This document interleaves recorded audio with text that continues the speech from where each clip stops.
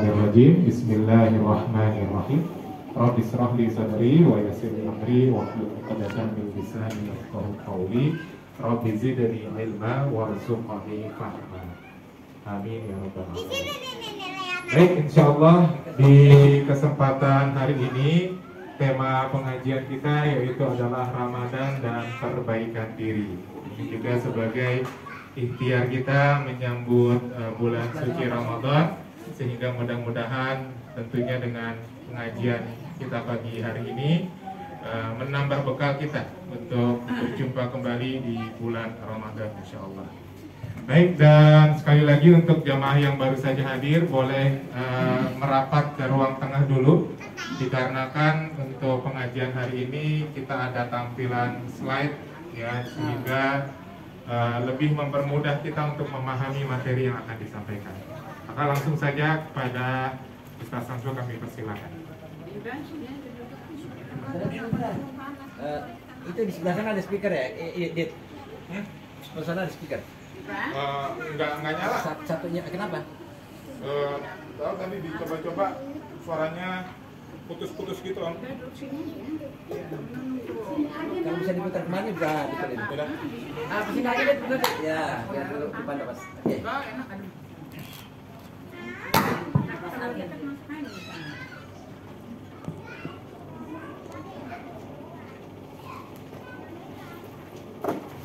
Baik, bismillahirrahmanirrahim. Assalamualaikum warahmatullahi wabarakatuh.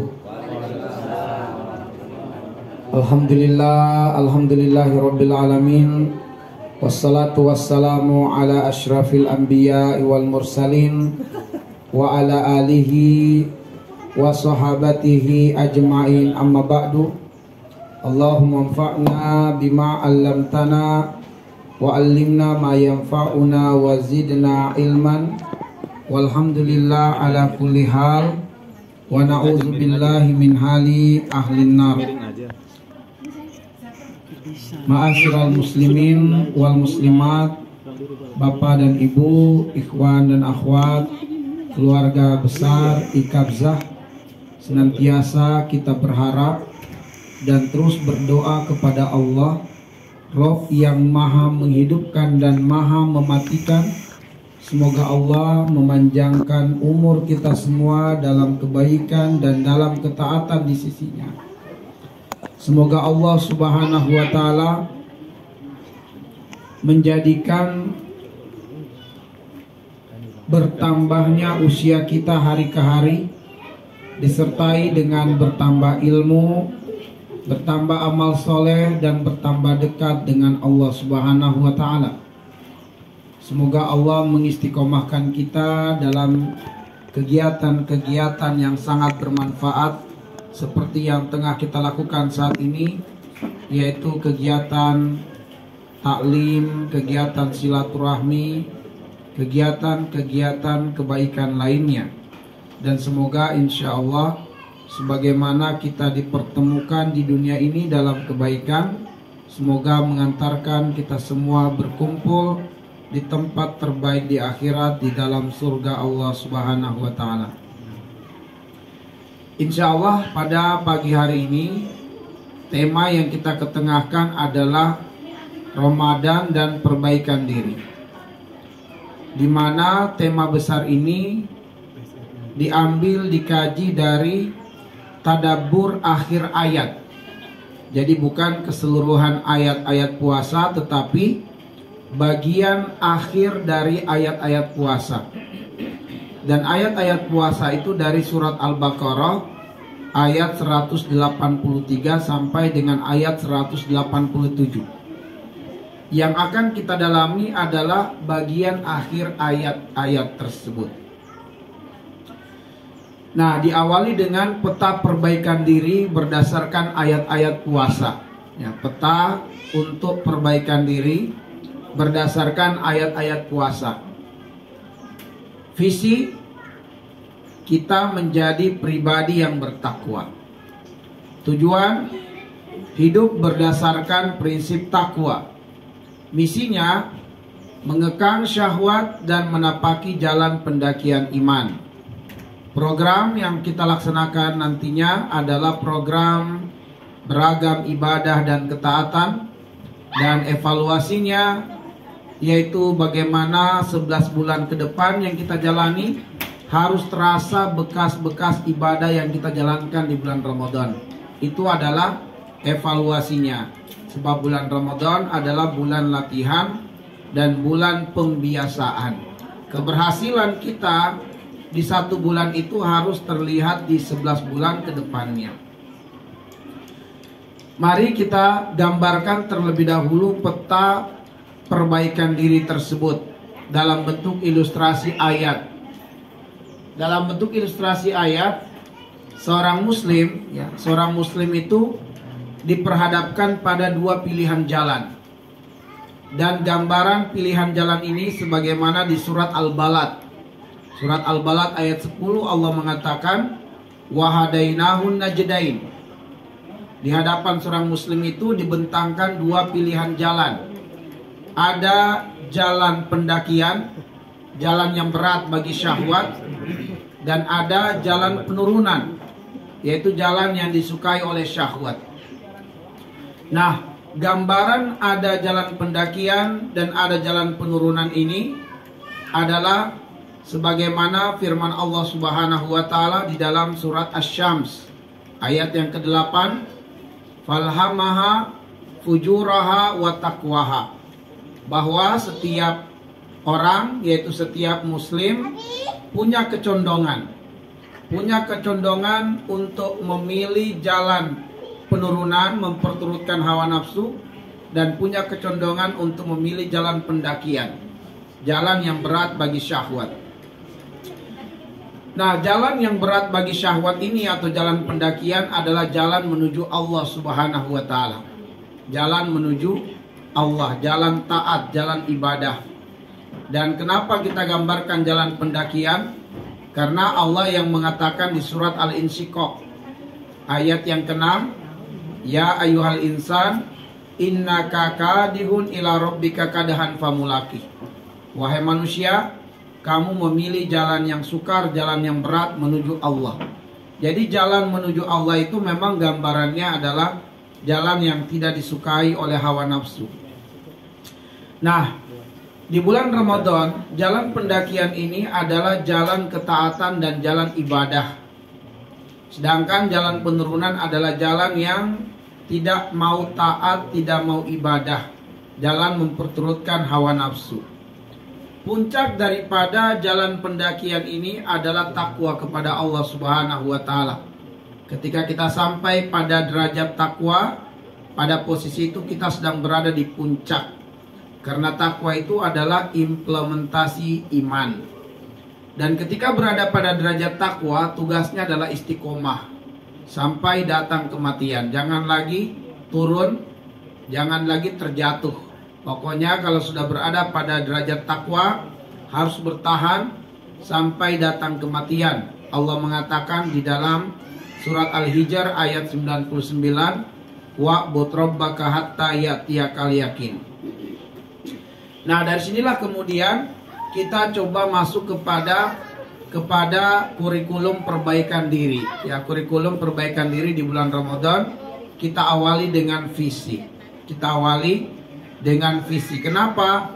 Karena kalau visi itu terang, kita akan mampu bersabar menjalankan misi. Tapi kalau visinya tidak terang, visinya samar-samar, visinya gelap, maka tidak akan mampu bersabar menjalankan misi. Kenapa orang tua kita bersabar, bersimbah peluh, berkuah keringat, mencari rezeki, mencari nafkah? Karena dia memimpikan masa depan anak-anaknya bisa sukses, keluarga hidup bahagia, tenang, tidak menderita, tidak kesulitan secara finansial. Karena gambaran yang dibangun inilah menjadikan orang tua kuat, tegar, dan sabar menjalankan proses bekerja, sekalipun dalam dunia kerja nyawa dipertaruhkan. Maka visi daripada pelaksanaan ibadah sebulan penuh di bulan Ramadan adalah la'allakum tattaqun, supaya kalian bertakwa kepada Allah Subhanahu wa taala. Kalau kita merujuk pada surat Al-Baqarah ayat 183, di situ Allah menyeru dan memanggil orang-orang yang beriman untuk menjalankan ibadah puasa, dan melaksanakan ibadah puasa ini merupakan kebiasaan umat-umat terdahulu yang diberikan nikmat oleh Allah Subhanahu wa taala. Dan tujuannya agar supaya kita bertakwa, la'allakum tattaqun. Nah, seorang muslim itu harus naik level dari muslim menjadi mukmin, dan dari mukmin harus menjadi muttaqin atau menjadi hamba Allah yang bertakwa. Seorang muslim apabila dia memilih jalan pendakian, maka dia akan naik level. Ketika dia memilih jalan pendakian, maka dia naik level menjadi mukmin. Maka yang dipanggil menjalankan perintah dan sanggup meninggalkan larangan hanya orang yang beriman. Ya ayyuhalladzina amanu. Bukan muslim yang dipanggil, tapi mukmin. Kenapa bisa?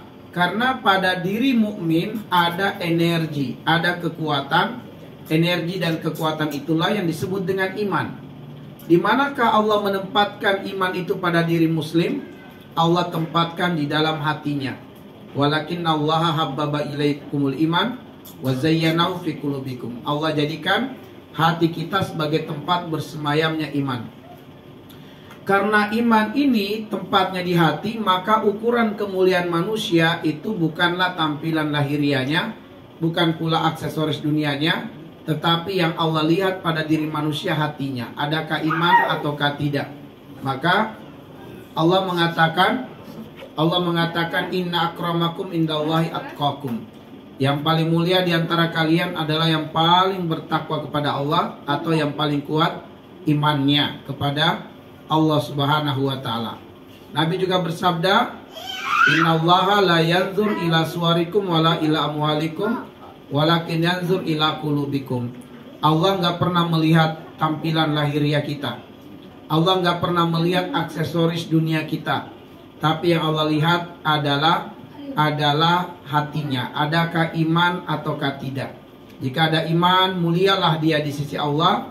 Ketiadaan iman, hinalah dia di sisi Allah Subhanahu wa taala. Baik. Mengapa takwa menjadi visi di bulan Ramadan? Kenapa takwa yang menjadi visi? Ya, ada apa dengan takwa? Nah, takwa menjadi visi utama dikarenakan dua hal, ya. Dua hal kenapa takwa yang menjadi visi utama di bulan Ramadan. Yang pertama adalah karena adanya jaminan kesuksesan dan kebahagiaan bagi orang yang bertakwa, dan itu terdapat di dalam surat At-Tolak dari ayat 2, ayat 4 dan ayat yang kelima. Dan ini salah satu keutamaan dari surat At-Tolak, sebab terjadi perulangan lafaz waman yattaqillah sebanyak 3 kali, dan tidak terdapat pada surah yang lain. Jadi lafaz waman yattaqillah berulang 3 kali di ayat kedua, 4 dan kelima. Dan perulangan lafaz wa may yattaqillah inilah dapat diungkap ada 5 jaminan kesuksesan dan kebahagiaan bagi orang yang bertakwa. Kemudian kenapa takwa yang menjadi visi utama di bulan Ramadan adalah karena takwa itu merupakan kelayakan dan kepantasan untuk mendapatkan pengabulan doa yang selalu kita panjatkan dan dikenal sebagai doa sapu jagat, dan itu diabadikan di surat Al-Baqarah ayat 201. Mari kita lihat jaminan sukses dan bahagia di dunia dan di akhirat itu terdapat di dalam surat At-Tolak ayat 2, 4 dan 5, bahwa takwa adalah jaminan kesuksesan dunia akhirat. Wa may yattaqillah ini berulang 3 kali di surat At-Tolak di ayat 2, ayat 4 dan ayat 5, dan dari ayat-ayat inilah kemudian dapat diungkap jaminan bagi orang yang bertakwa. Allah mengatakan wa may yattaqillaha, siapa yang bertakwa kepada Allah, jaminan pertamanya di ayat yang kedua, yaj'al lahu makhraja. Allah akan menjadikan jalan keluar dari seluruh persoalan-persoalan kehidupannya. Apa saja masalah-masalah kehidupannya, maka Allah akan datangkan, Allah jadikan makhraj untuknya, jalan keluar. Jadi bukan kemudian difahami tidak ada masalah bagi orang yang bertakwa, ada masalah dalam kehidupan, tetapi Allah jaminkan selalu ada jalan keluar. Bahkan jalan keluar dari masalahnya lebih banyak daripada masalahnya itu sendiri. Karena Allah mengatakan, fa inna ma'al usri yusra. Bersamaan dengan satu masalah yang Allah turunkan kepadanya, Allah telah siapkan jalan keluar yang lebih banyak dari masalah itu. Tapi jalan keluar yang banyak ini hanya dapat dilihat oleh orang-orang yang bertakwa kepada Allah. Dan karena itulah Allah menjaminkan siapa yang bertakwa, dia akan mendapatkan jalan keluar dari seluruh persoalan-persoalan kehidupannya. Dari sini kita dapati orang yang bertakwa itu berarti orang yang optimis dalam hidup. Orang yang bertakwa tidak akan pesimis dalam hidup. Karena dia yakin dalam setiap persoalan kehidupannya selalu Allah hadirkan jalan keluar yang banyak untuknya. Jaminan di ayat yang ketiga Allah mengatakan wa yarzuqu min haitsu la yahtasib. Bahwa orang yang bertakwa kepada Allah dijaminkan berlimpah rezeki. Ya, dijaminkan akan berlimpah rezeki. Berlimpah rezeki maknanya tidak sempit. Tapi diantara makna berlimpah rezeki yaitu diantaranya kesehatan, umur yang panjang dalam keadaan soleh dan solihat, meninggal dalam keadaan husnul khotimah, sahabat, keluarga yang baik, yang peduli, anak-anak yang soleh dan solihat, istri yang mutiah, yang taat, suami yang baik perangai akhlaknya, tetangga-tetangga yang baik. Itu adalah diantara makna rezeki yang berlimpah. Dan Allah menjanjikan siapa yang bertakwa adalah berlimpah rezeki. Jaminan berikutnya terdapat di ayat yang keempat, wa may yattaqillaha yaj'al lahu min amrihi yusra. Siapa yang bertakwa kepada Allah, maka Allah jaminkan kemudahan dalam semua urusannya. Allah menjaminkan jalan keluar dari masalahnya. Allah jaminkan rezeki berlimpah. Sekarang Allah jaminkan kalau dia punya mimpi, dia punya harapan, punya cita-cita, punya hajat, maka Allah memudahkannya untuk mewujudkan mimpinya. Allah memudahkannya mewujudkan cita-cita besarnya. Karena yaj'allahu min amrihi yusra. Allah akan menjadikan untuknya kemudahan dalam setiap urusan-urusannya. Di antara makna Allah memudahkan semua urusannya, yaitu Allah akan memperjalankannya dalam mewujudkan mimpi-mimpi besarnya. Sebagai contoh atau gambarannya, misalnya kita berada di sebuah hotel, kamar kita di lantai 10, dan kita berada di lantai dasar. Ketika kita pengen ke kamar kita di lantai 10, dua cara untuk bisa sampai ke sana. Pertama dengan lift, dan yang kedua dengan menapaki tangga demi tangga. Insya Allah akan sampai di lantai 10, tapi bedanya kalau kita memilih lift berarti kita diperjalankan oleh lift. Insya Allah akan sampai lantai 10 tapi lebih hemat, lebih mudah. Tapi kalau kita menapaki tangga demi tangga berarti kita tidak diperjalankan. Kita jalan sendiri gitu. Banyak waktu, tenaga yang akan terkuras. Dan bisa saja biaya akan keluar kalau kita terjatuh. Ya. Nah, sehingga kalau seseorang itu diperjalankan oleh Allah pasti mudah. Pasti dimudahkan urusannya kalau Allah memperjalankan sang hamba. Bukan hanya dimudahkan urusannya tapi juga akan hemat banyak gitu. Tenaganya, waktu. Jadi tidak terlalu terlihat lelah tapi tujuan tercapai. Nah, itu berarti apa? Allah memperjalankannya dalam mewujudkan mimpi-mimpi besarnya. Nah, dari sinilah orang yang bertakwa itu tidak akan pernah takut bermimpi. Orang yang bertakwa itu tidak akan pernah takut untuk meraih cita-cita besar gitu. Kenapa? Karena Allah pasti akan memperjalankannya untuk mendapatkan dan mewujudkan mimpi dan cita besarnya itu. Nah, jaminan yang terakhir itu terdapat di ayat yang kelima. Wa may yattaqillaha yukaffir anhu sayyi'atihi wa yu'zim lahu ajra. Bahwa Allah akan mengampunkan untuknya dosa-dosanya, kesalahan-kesalahannya, dan Allah akan memberikan balasan terbaik untuknya. Para ulama mengatakan bahwa 3 jaminan yang pertama ini adalah jaminan kesuksesan dan kebahagiaan di dunia, dan 2 jaminan berikutnya adalah jaminan kesuksesan dan kebahagiaan di akhirat. Bahwa jaminan kebahagiaan di akhirat itu adalah yukafir anhu sayyi'atihi, diselamatkan dari neraka, tidak tersentuh api neraka, wa yuzim lahu ajra, Allah berikan balasan terbaik berupa surga. Sehingga dari sini kita dapatkan bahwa bagi orang yang bertakwa dijaminkan oleh Allah kesuksesan dan kebahagiaan di dunia dan juga di akhirat. Kemudian, kenapa takwa yang menjadi visi besar di bulan Ramadan? Karena kelayakan dan kepantasan untuk mendapatkan pengabulan doa yang selalu kita panjatkan, yaitu Rabbana atina fid dunya hasanah wa fil akhirati hasanah wa qina adzabannar. Kelayakan dan kepantasan mendapatkan doa ini adalah dengan menjadi hamba Allah yang bertakwa. Sebab inti yang kita minta di dalam doa ini adalah inti yang sudah dijaminkan Allah, sebagaimana penjelasan sebelumnya.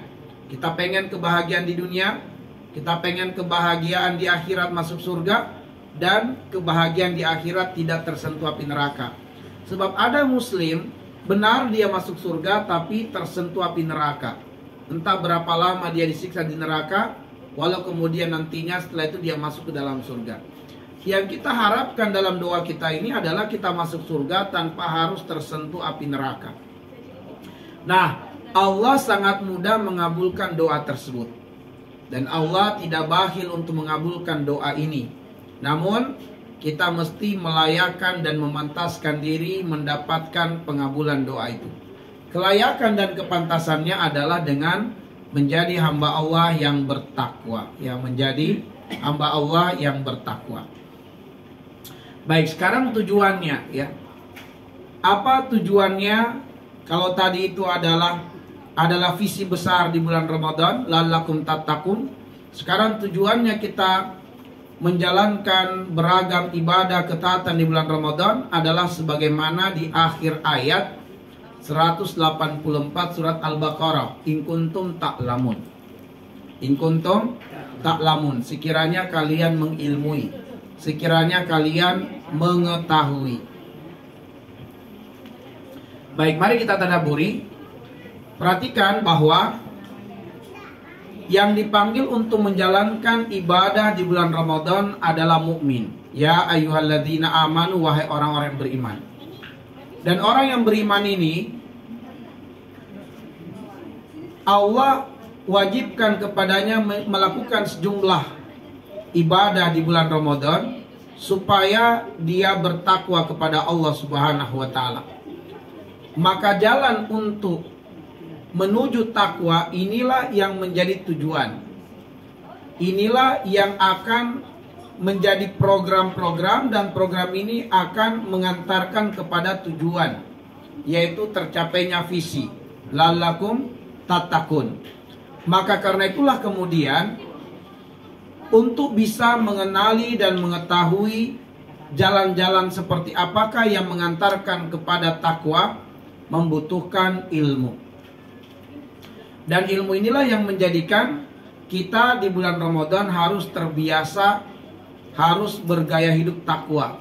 Ya, kita harus melatih diri kita untuk bergaya hidup takwa. Nah, dengan kita bergaya hidup takwa, maka kita insya Allah akan menjadi pribadi takwa. Adapun gaya hidup takwa, itu sederhananya adalah dengan memetakan hukum fikih menjadi 5. Sebagaimana yang sudah kita kenal, ada wajib, ada sunnah, ada mubah, ada makruh, ada haram. Nah, di bulan Ramadan tugas kita adalah bagaimana ucapan dan perbuatan kita itu, ucapan dan perbuatan kita itu dipetakan, dikelompokkan, sehingga apabila suatu ucapan dan perbuatan itu hukumnya adalah wajib, rumusnya laksanakan, sempurnakan. Jika kemudian suatu ucapan dan perbuatan itu hukumnya sunnah, rumusnya adalah diperbanyak dan divariasikan. Kalau kemudian ucapan perbuatan itu adalah mubah, rumusnya di bulan Ramadan dikurangi. Kalau makruh, hindari. Dan kalau haram, tinggalkan. Contohnya misalnya yang wajib di bulan Ramadan diantaranya adalah puasa, maka laksanakan puasa dan sempurnakan pelaksanaannya. Sholat 5 waktu wajib, laksanakan dan sempurnakan pelaksanaannya. Mungkin ada yang hartanya memenuhi nisab di bulan Ramadan, maka dia keluarkan zakatnya, zakat hartanya, maka dia laksanakan zakatnya dan dia sempurnakan pelaksanaannya. Sungguh-sungguh dalam berzakat sebab hukumnya wajib. Atau nanti di awal 1 Syawal atau di akhir Ramadan, di malam 1 Syawal ada kewajiban zakat fitrah, maka dia sempurnakan pelaksanaan zakat fitrah. Itu rumusnya kalau wajib, laksanakan, sempurnakan. Kalau sunnah, perbanyak. Ya, contohnya adalah membaca Al-Quran. Maka di bulan Ramadan perbanyak membaca Quran, perbanyak zikirnya, perbanyak doanya, perbanyak qiyamul lailnya, perbanyak sedekahnya di bulan Ramadan. Karena perbuatan itu hukumnya adalah sunnah, maka rumusnya perbanyak dan variasikan. Kalau perbuatan itu hukumnya mubah, rumusnya kurangi. Di bulan Ramadan kurangi tidur. Di bulan Ramadan kurangi jalan-jalan, ya jalan-jalan ke pasar, swalayan, kurangi. Walaupun boleh, tapi dikurangi supaya bisa dimaksimalkan ibadah sunnah dan wajib. Iya, sebelum puasa. Ya. Kurangi olahraga. Kalau mungkin sebelumnya olahraganya 2 jam, kurangi jadi 1 jam, kurangi jadi setengah jam. Ini perkara mubah, rumusnya kurangi supaya sukses di bulan Ramadan. Yang makruh hindari. Ya, kalau makruh hindari. Contoh makruh di bulan Ramadan itu tidur antara sholat subuh dengan waktu isyraq. Itu hukumnya makruh, maka rumusnya hindari. Kenapa dihindari? Sebab kalau tidak tidur antara subuh sampai isyraq dapat pahala. Kalau tidur tidak berdosa karena makruh. Cuman kalau kita tidur tidak berdosa, tapi kalau kita tidak tidur dapat pahala. Nah, maka berusahalah, berjuanglah setelah subuh tidak tidur sampai masuk waktu isyraq. Isyraq itu lamanya hanyalah 90 menit saja. Ya, dari azan subuh sampai waktu isyraq itu cuma 90 menit. Nah, jadi bertahan dari azan subuh tidak tidur selama 90 menit. Nah, biasanya sekitar jam 6 baru isyraq. Nah, setelah jam 6 salat sunnah, nah baru boleh kemudian tidur. Maka hukum tidur menjadi mubah, bukan lagi makruh. Kalau setelah subuh sampai isyraq kita nggak tidur dapat pahala. Nah, kemudian tidur antara asar dan maghrib juga demikian. Maghrib dan isya tidak berdosa kalau tidur di waktu itu, tapi dapat pahala kalau nggak tidur. Karena hukumnya makruh. Ya, tapi kalau tidur setelah zuhur, nah itu mubah hukumnya. Tidur pagi, hukumnya mubah. Artinya kalau tidur tidak dapat pahala, nggak tidur tidak berdosa. Tapi kalau di waktu makruh tadi, tidak tidur dapat pahala, kalau tidur tidak berdosa. Itu makruh. Baik, kalau haram tinggalkan. Ya, ketika kita tahu ini haram, tinggalkan di bulan Ramadan. Misalnya gibah di bulan Ramadan, maka tinggalkan karena gibah itu haram. Tinggalkan di bulan Ramadan. Apalagi dusta, maka dusta itu haram, tinggalkan dusta di bulan Ramadan. Oke, baik. Nah, misi. Ya, kalau tadi kita sudah bicara visi, tujuan, sekarang misi. Ya, misi. Misinya adalah dengan mentadaburi akhir ayat 185, yaitu wala'allakum tashkurun, supaya kalian itu bersyukur. Ya, wala'allakum tashkurun, supaya kalian bersyukur. Nah, misi kita adalah di bagian akhir ayat 185 itu walitukmilul iddah walitukabbirullaha ala ma hadakum wala'allakum tashkurun. Sempurnakan hari-hari Ramadan. Ya, sempurnakan hari-hari Ramadan dengan apa? Dengan ibadah. Dengan lawan hawa nafsu maksimalkan ibadah. Kalau Ramadan 30 hari, 30 hari maksimalkan ibadah. Kalau 29 hari, 29 hari dimaksimalkan ibadah. Walitukabbirullaha ala mahadakum, agar supaya kalian membesarkan, menghebatkan Allah atas apa yang Allah berikan kalian kemudahan di dalam mengisi hari-hari Ramadan dengan ibadah. Wala'allakum tashkurun, supaya kalian bersyukur. Nah, dari sini ada 3 misi penting. Dari penggalan ayat ini ada 3 misi penting untuk sukses di bulan Ramadan. Pertama, mengekang hawa nafsu dan kuat untuk melakukan jalan pendakian, jalan iman, jalan yang sesuai dengan fitrah. Yaitu kekang hawa nafsu, lalu kita pilih jalan ibadah, pilih jalan ketaatan. Yang kedua, menyempurnakan hari-hari Ramadan dengan program ibadah dan ketaatan. Dan yang ketiga, bergembira dengan menjadi pemenang di bulan Ramadan, ya. Karena kata Nabi, man hurima khairaha faqad hurim. Siapa yang tidak bergairah menjalankan ibadah di bulan Ramadan, ya, tidak bersungguh-sungguh beribadah di bulan Ramadan, kata Nabi, maka sungguh dia benar-benar dihalangi mendapatkan kebaikan dan keberkahan Ramadan. Jadi kalau dia mendapati dirinya nggak semangat ibadah di bulan Ramadan, gak ada kekuatan ibadah di bulan Ramadan, maka sungguh kata Nabi, dia telah dihalangi oleh Allah mendapatkan kebaikan di bulan Ramadan. Nah, setelah kita tahu itulah misinya, sekarang bagaimana dari misi tadi kita ketulurkan program. Ya, jadi ada misi pertama, misi kedua, misi ketiga. Nah, dari misi ini kita hasilkan sejumlah program-program. Ya, program-program untuk bisa sukses di bulan Ramadan, atau kita meramaikan hari-hari Ramadan dengan program ini. Nah, program Ramadan itu bisa dikaji dari ayat 185 sampai 186. Nah, pertama kita lihat ada program unggulan Ramadan. Ya, ini program unggulan Ramadan, khususnya yang ibadah sunnah, ya, bukan ibadah wajib, ibadah sunnah. Program unggulan Ramadan yang pertama adalah program penguatan ruhiyah. Program penguatan ruhiyah melalui program tilawah Al-Quran, ya, melalui program tilawah Al-Quran.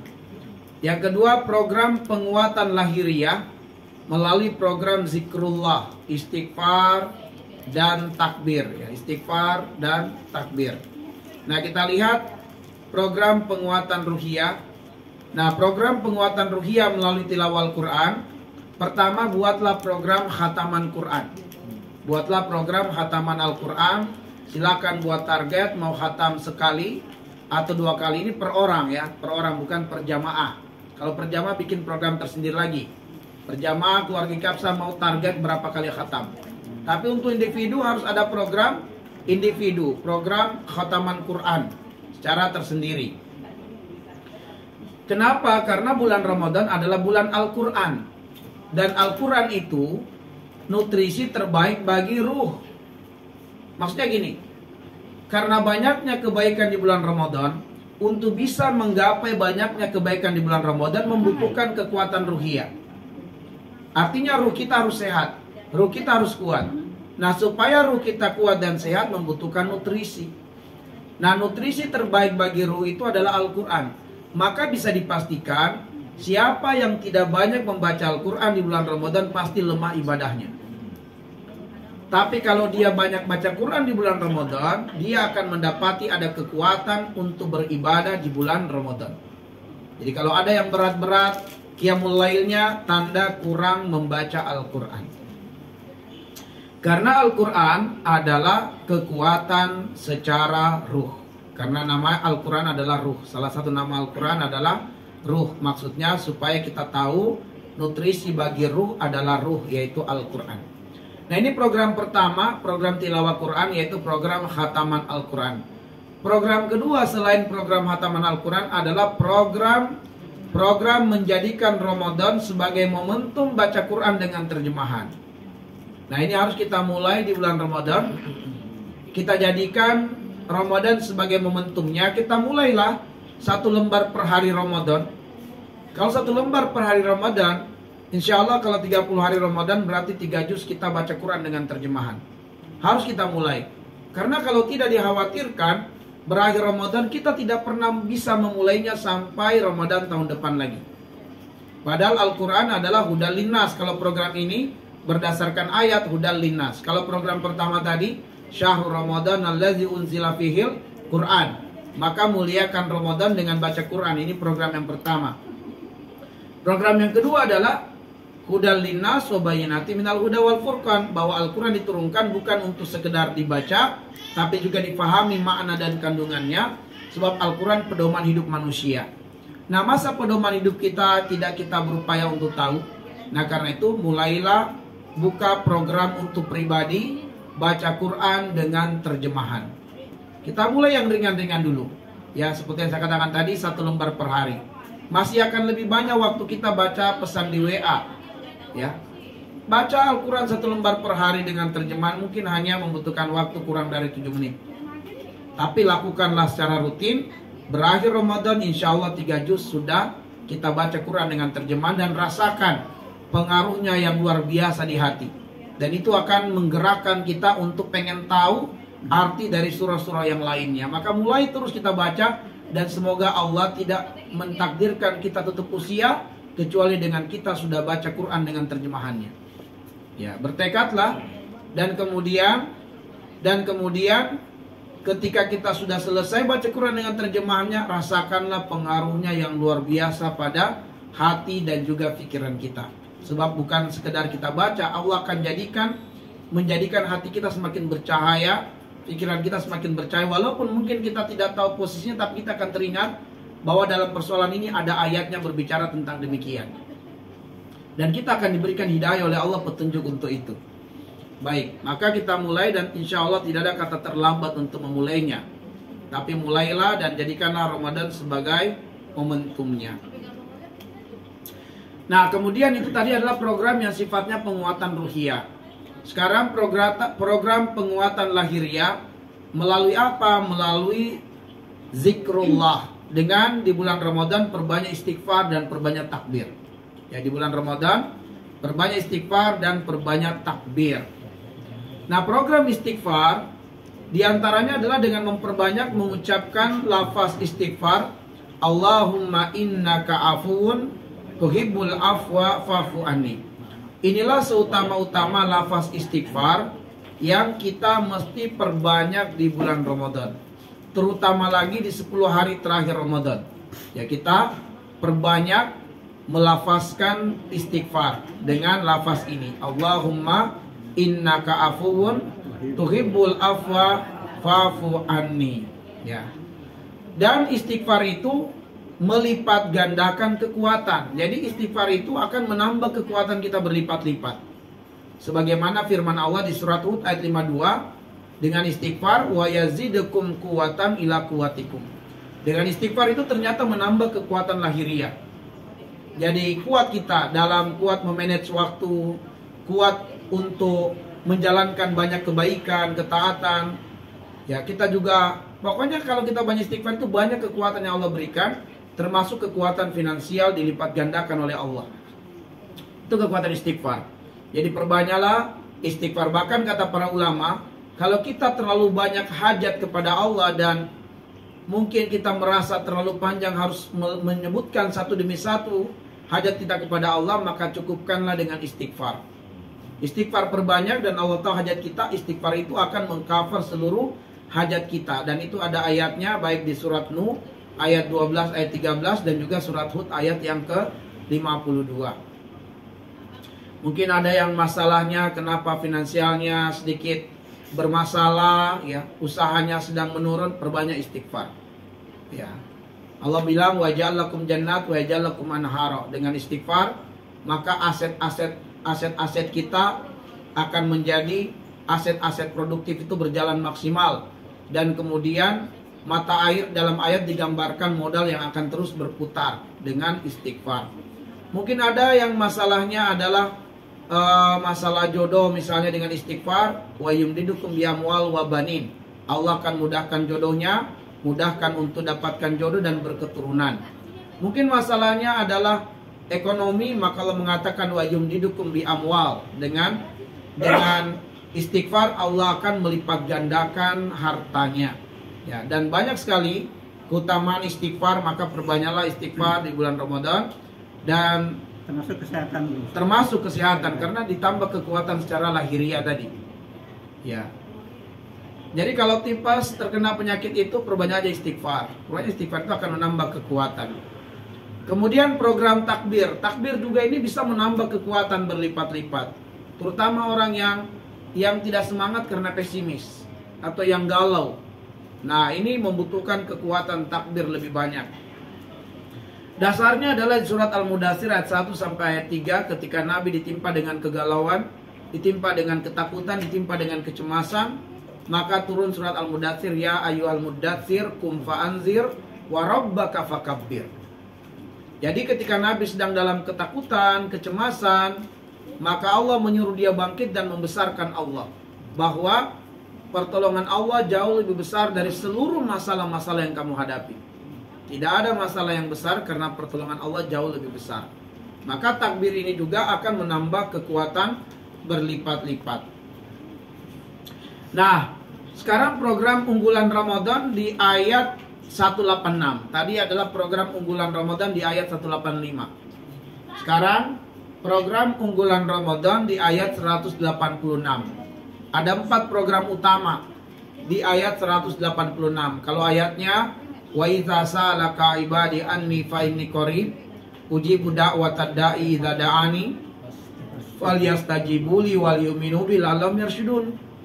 Dari sini ada 4 program unggulan. Program yang pertama adalah takarrub kepada Allah. Maka perbanyak takarrub kepada Allah dalam bentuk melaksanakan ibadah wajib dan ibadah sunnah. Jadi kita bertakarrub kepada Allah dalam bentuk menjalankan perintah, dilaksanakan yang wajib dan yang sunnah, dan dalam bentuk meninggalkan larangan, tinggalkan yang makruh dan yang haram. Itulah bentuk takarrub kita kepada Allah. Perbanyak yang wajib dan sunnah, dan tinggalkan yang makruh dan juga yang haram. Nah, misalnya baca Quran perbanyak, zikir perbanyak, sedekah perbanyak, doa perbanyak, apa saja yang sunnah perbanyak. Gitu. Kemudian program perbanyak doa di bulan Ramadan ini lebih spesifik lagi. Ya, perbanyak doa di bulan Ramadan. Kenapa?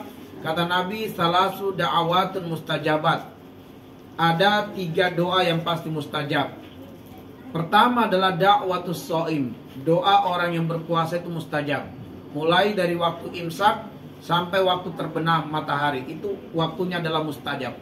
Terutama lagi di waktu iftar. Kenapa? Karena pelajarannya banyak orang yang mengingat Allah dalam keadaan susah, tapi sedikit yang mengingat Allah dalam keadaan senang. Makanya kenapa pahala dilipat gandakan ketika menjelang iftar? Karena dalam menjelang iftar itu kita dalam kondisi menunggu kebahagiaan yang sebentar lagi akan kita dapati, yaitu berbuka. Maka dalam kondisi begitu biasanya jarang orang lupa Allah, jarang orang yang mengingat Allah. Maka saat itulah kemudian lebih utama berdoa. Kalau dalam keadaan susah, banyak orang yang berdoa sama Allah. Ya, banyak orang yang berdoa kepada Allah dalam keadaan susah. Tapi sedikit yang berdoa kepada Allah dalam keadaan senang. Ya, banyak yang lupa kepada Allah kalau sudah segala keinginannya terkabulkan, terwujudkan. Sebelum ada keinginannya, qiyamulailnya mantap, duhanya lancar, sedekahnya diperbanyak. Tapi begitu cita-citanya tercapai, sudah mulai hilang qiyamulail, hilang duhanya, zakatnya, sedekahnya sudah mulai tidak dilancarkan lagi. Nah, karena itulah kemudian orang yang berpuasa doanya mustajab dari waktu imsak, yaitu di waktu azan subuh, sampai di waktu azan maghrib, itu doa mustajab semuanya, terutama lagi di waktu iftarnya. Jadi waktu menjelang berbuka, maka doa itu sangat mustajab. Maka perbanyaklah doa.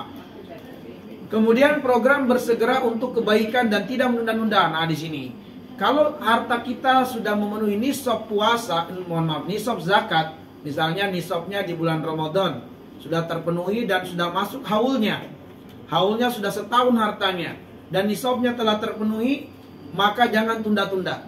Segera keluarkan hari itu, jangan tunda besok. Ya. Kalau kemudian sudah terdengar panggilan sholat, azan, segera sholat, jangan tunda-tunda lagi. Ya, ibu-ibu yang di rumah sudah terdengar azan di masjid, sholat segera, jangan lagi tunda-tunda Sampai kadang sholat zuhur dilaksanakan jam 2-an, bahkan sampai jam setengah 3-an. Bahkan sudah beberapa menit azan asar baru sholat asar. Jangan ditunda-tunda. Apa rahasianya? Rahasianya terdapat di surat Al-Anfal. Di ayat yang ke-24, pada ayat itu Allah mengatakan, ya ayyuhalladzina amanu istajibu lillahi walir rasul idza da'akum lima yuhyikum. Jadi kalau kita selalu bersegera menyambut seruan Allah, melaksanakan yang wajib atau yang sunnah dan tidak menunda-nundanya, ternyata perbuatan itu akan menghidupkan hati. Hormon kebahagiaan akan naik. Cahaya akan bersinar di hati dan di pikiran kita. Sehingga kita akan dimudahkan Allah melakukan lebih banyak lagi kebaikan setelah itu. Tapi kalau kita menunda-nunda, misalnya kita bisa baca Quran di waktu pagi, tapi kita katakan siang saja deh, pada zuhur aja. Maka dikhawatirkan Allah menyibukkan kita di waktu itu, sehingga kita tidak bisa membaca Quran di hari itu. Ya. Seringkali diantaranya, Allah bangunkan kita jam 1 malam. Karena kita itu punya masalah dan Allah tahu. Allah tahu kita ini punya masalah. Allah pengen kita curhat sama Allah, maka kita dibangunkan jam 1 malam. Tapi seringkali kita mengatakan, aduh kok cepat banget saya bangun. Akhirnya tidur lagi. Nah coba lihat, 2 kali Allah bangunkan, dia melek matanya tiba-tiba, dia tidak bangun karena merasa waktu masih panjang tidur lagi. Allah cabut nikmat itu. Besok tidak lagi dapat nikmat itu. Keempat tidak lagi. Bahkan mungkin beberapa bulan baru dapat lagi nikmat itu. Nah itu. Padahal kalau segera dia bangun pada saat itu, maka dia akan dapati banyak jalan keluar dari seluruh persoalan-persoalan hidupnya. Karena Allah kan menghadirkan cahaya di hati dan pikirannya. Ya. Baik. Kemudian, jadi segera lakukan kebaikan, jangan tunda-tunda. Ya, kalau sudah waktu zakat, keluarkan zakat. Waktu sholat, keluar segera sholat. Kalau kita bisa sedekah di waktu sore, jangan tunggu malam. Bisa sedekah di malam hari, jangan tunggu besok. Khawatir umur nggak kesampaian. Ya, kemudian program yang keempat adalah wal yuminubi, yaitu program membaguskan iman kepada Allah dengan muhasabah iman atau husnuzon kepada Allah. Maka di malam Ramadan sebelum tidur coba muhasabah. Bahwa hari ini saya sudah targetkan mau baca 2 juz Al-Quran, ternyata cuma 1 juz yang tercapai. Coba muhasabah, kenapa? Oh ternyata terlalu banyak tadi kita nonton gitu, nonton berita terlalu banyak, coba dikurangi. Oh kayaknya tadi saya berolahraga sampai 2 jam, coba dikurangi supaya bisa baca Qurannya. Kayaknya tadi saya, wah muhasabah diri, muhasabah iman. Iya. Nah, maka kita kemudian memuhasabah iman kita. Nah, termasuk juga tadi dalam kaitannya dengan memperbanyak ibadah sunnah dan mengurangi yang mubah, kurangi banyak-banyak keluar untuk berbelanja, maka kita coba targetkan hal-hal yang bisa kita belanja beli sebelum Ramadan, lakukanlah supaya di Ramadan tidak terlalu banyak waktu keluar lagi. Ya, belanja memang kan kita sudah ada kulkas, ada freezer. Nah, mungkin hal-hal yang bisa bertahan dia disimpan di situ supaya tidak terlalu banyak waktu keluar. Dan terutama nanti di 10 hari terakhir Ramadan, kalau bisa bukan lagi waktunya chat-chat rumah. Kalau perlu sekarang sudah chat-chat rumah, rapikan, suruh orang kerja dan seterusnya. Akhir Ramadan kita fokus itikaf saja. Kalau kita nggak bisa itikaf, kita niat itikaf. Ya misalnya karena sakit, uzur nggak bisa itikaf di masjid, niat itikaf dapat pahala itikaf. Tapi sungguh-sungguh di rumahnya buat ibadah, buat taat kepada Allah Subhanahu wa taala. Lebih dahsyat lagi kalau kita ada rezeki, ya udah kita targetkan setiap Ramadan kita umroh Ramadan. Ambil yang paket full Ramadan atau paket itikaf Ramadan. Kita ambil belajar bagaimana negara-negara yang memang musim salju selalu ada. Itu mereka biasanya musim salju 2 bulan, 3 bulan itu salju.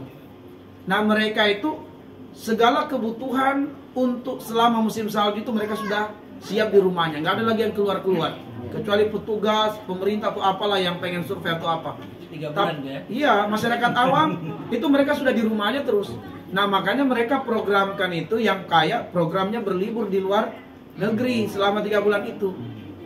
Dia sudah persiapkan tuh, budget dana harus disiapkan. Begitu masuk bulan musim salju itu mereka keluar negeri selama 3 bulan.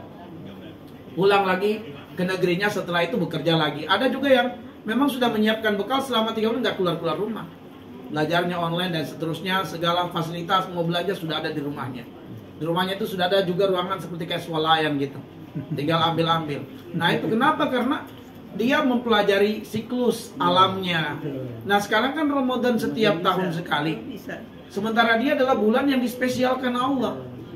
Nah kalau Allah sudah menspesialkan, kata Nabi, qad ja'akum Ramadanun syahrun mubarakun. Datang Ramadan bagi kalian, ketahuilah kata Nabi, dia bulan yang penuh dengan berkah. Dari awal masuknya Ramadan sampai berakhirnya Ramadan, semua hari-harinya adalah penuh keberkahan, penuh kebaikan. Tuftahu fihi abwabul jannah, pintu surga dibuka di bulan Ramadan. Wa tughlaqu abwabun nar, pintu-pintu neraka ditutup. Sufidati syayatin, setan-setan dari kalangan jin dibelenggu. Cuman setan-setan manusia masih berkeliaran. Tapi dari kalangan jin ditangkap semuanya. Nggak ada yang bekerja, jadi nggak ada yang mengganggu. Jadi efek orang berbuat jahat berkurang. Kemudian fihi lailatun khairun min alfi syahr, terdapat satu malam yang lebih baik dari 1000 bulan, dan itu di akhir Ramadan. Nah, sehingga kalau kita beribadah di suatu malam bertepatan dengan Lailatul Qadar, maka umur kita diberikan bonus oleh Allah selama 85 tahun non-stop ibadah.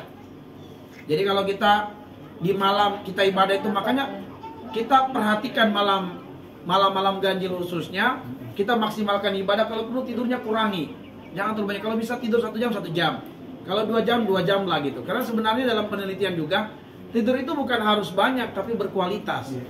Walaupun 1 jam, tapi kalau tidurnya berkualitas, maka itu akan sehat. Karena ada ayatnya, surat Az-Zariyat ayat yang ke-17, Allah mengatakan kanu qalila minal laili ma yahjaun.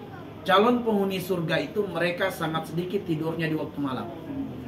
Itu calon penghuni surga dalam surat Az-Zariyat ayat 17. Calon penghuni surga sedikit tidurnya di waktu malam, tapi mereka sehat-sehat. Kenapa? Karena Allah memberikan nikmat tidur yang berkualitas.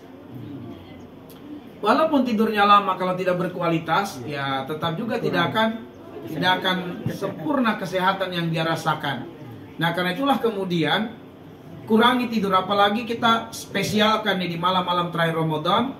Kita kejar Lailatul Qadar dengan ibadah kepada Allah 10 hari terakhir, kita sibuk ibadah, supaya bersamaan kita ibadah ada malam yang turun Lailatul Qadar. Maka akhirnya kalau kita di malam turun Lailatul Qadar baca Quran, maka terhitung kita berbaca Quran 85 tahun non-stop. Kalau kita bersedekah bersamaan dengan Lailatul Qadar, maka kita bersedekah sepanjang hari, sepanjang waktu, sepanjang tahun. 85 tahun itu kita bersedekah aja terus. Itu ganjaran pahalanya gitu. Kita zikir. Jadi Nabi itu memvariasikan ibadah di malam-malam yang beliau duga kuat sebagai malam Lailatul Qadar. Divariasikan, qiyamul lail, baca Quran, doa, sedekah, apalagi variasikan gitu, supaya 85 tahun itu dipenuhi dengan ibadah yang bervariasi gitu. Baik, kita lanjutkan. Nah, yang terakhir adalah evaluasi. Yaitu tadabbur akhir ayat 187 surat Al-Baqarah, di mana Allah katakan lallahum yattaqun, supaya mereka bertakwa. Ya, bertakwa dalam arti ketakwaannya itu bukan hanya di bulan Ramadan, tapi ketakwaan juga di luar bulan Ramadan. Ramadan sebagai latihannya, dan pengujiannya adalah 11 bulan setelah Ramadan.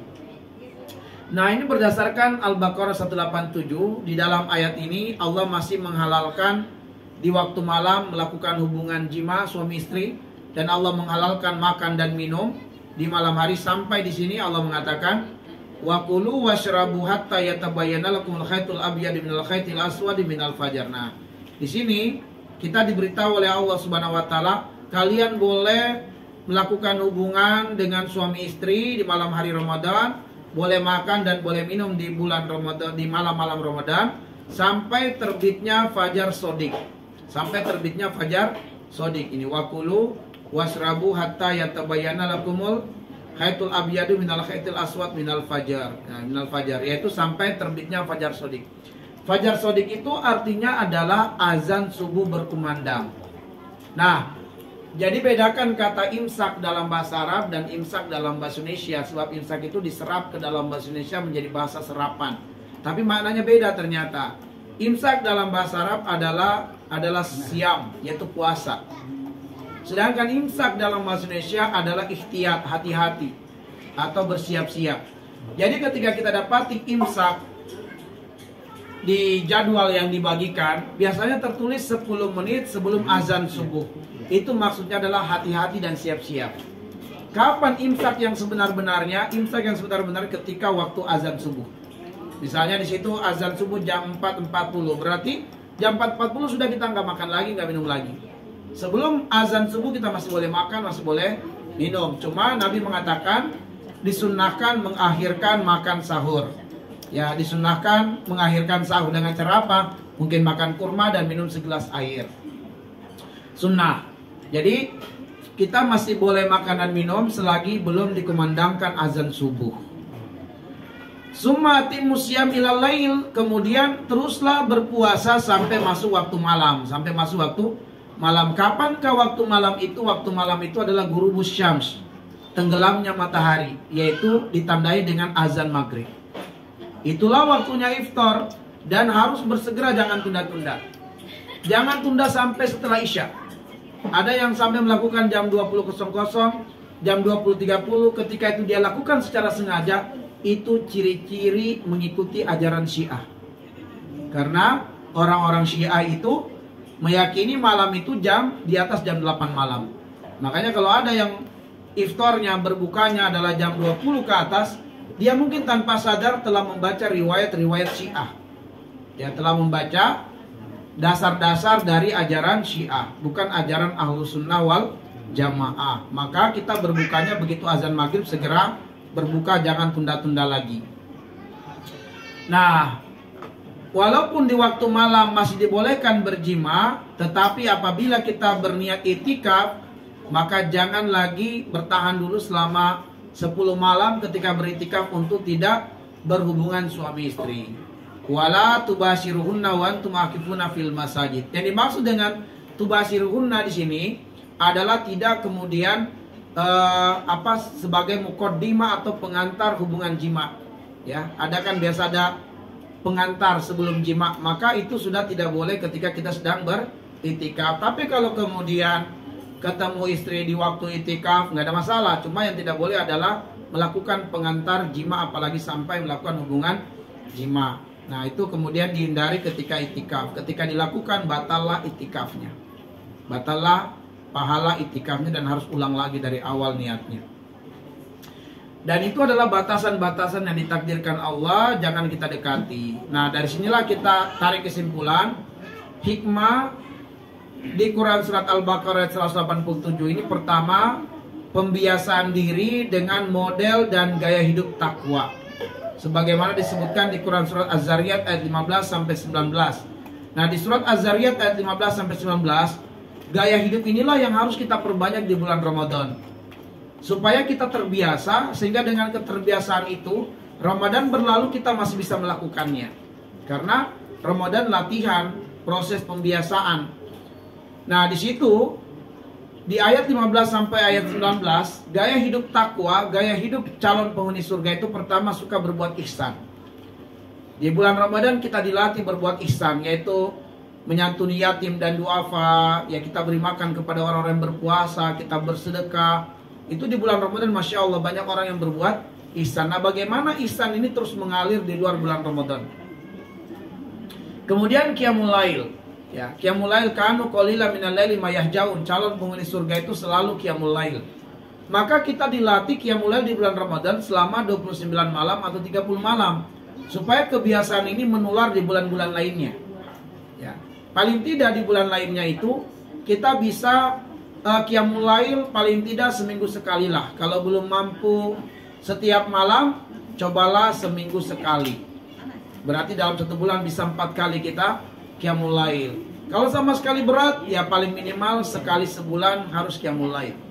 Walaupun tidak berdosa kalau kita tidak melakukan, tetapi lakukanlah, sebab itu ciri hamba Allah yang akan dimasukkan ke dalam surga. Kemudian istighfar di waktu sahur. Jadi kita itu dilatih sebenarnya oleh Allah bangun sahur. Sahur itu sepertiga malam terakhir. Jadi kita dilatih bangun di waktu sahur. Kalau nanti Ramadan sudah berlalu, tetap kebiasaan bangun sahur harus terlaksana. Kenapa? Karena kita bisa mengamalkan ayat yang ke-18, di mana ayat 18 berbunyi, wabil ashar hum yastaghfirun. calon penghuni surga selalu beristighfar di waktu sahur.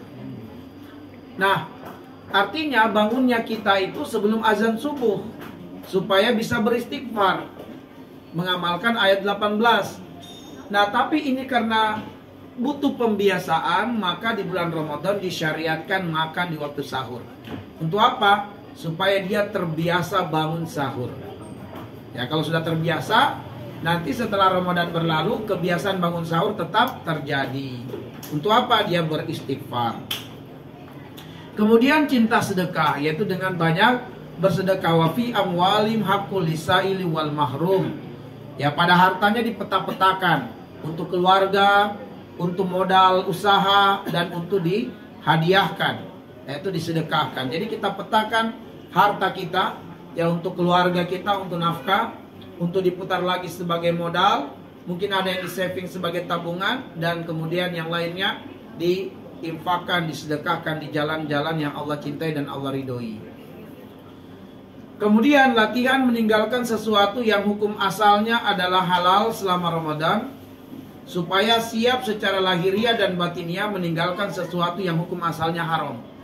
Apa yang hukum asalnya halal tapi di bulan Ramadan tidak boleh? Contohnya makan dan minum di siang hari Ramadan. Hukum asalnya halal, boleh kita makan dan minum di luar bulan Ramadan. Tapi begitu Ramadan, makan dan minum dilarang. Dan ternyata kita bisa tinggalkan. Ya, tidak ada di antara kita yang sembunyi-sembunyi makan gitu. Di bulan Ramadan kita dilarang berjima di siang hari Ramadan. Di luar bulan Ramadan boleh. Tapi di Ramadan kita dilatih jangan lakukan di siang hari Ramadan. Dan ternyata kita bisa melakukannya.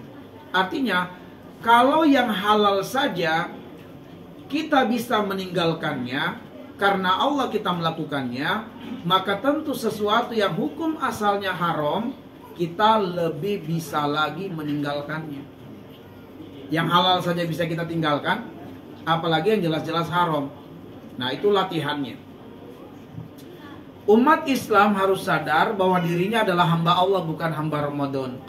Jadi Ramadan itu hanyalah latihan, bulan yang Allah kondusifkan, bulan yang Allah persiapkan untuk seorang hamba terbiasa dengan gaya hidup takwa, terbiasa dengan ibadah, supaya kebiasaan beribadah ini berlanjut di luar bulan Ramadan. Ibaratnya kendaraan kita sudah dipakai sekian bulan, harus masuk ke bengkel kalau kilometernya sudah mencapai yang sudah ditetapkan, atau kemudian sudah mencapai masanya bulan kesekian harus masuk bengkel.